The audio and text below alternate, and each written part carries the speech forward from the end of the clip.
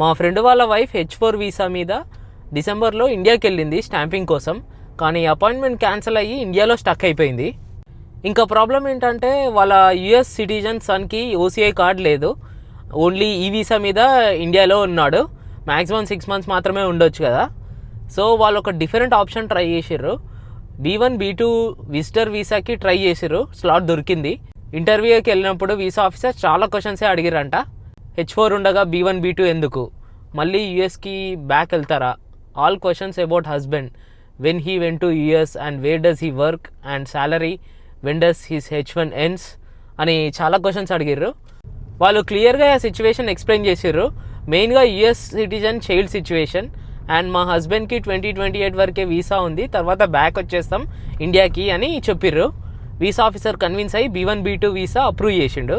So ఇండియాలో H4 stamping issue వల్ల stuck అయిన వాళ్ళకి ఇది ఒక పాసిబుల్ ఆప్షన్ అవ్వచ్చు. అఫ్కోర్స్ ఎవ్రీ కేస్ డిఫరెంట్ ఉంటుంది. సో ఇండియాలో స్టక్ అయిన వాళ్ళకి ఇది ఒక ఆప్షన్గా కన్సిడర్ చేయవచ్చు.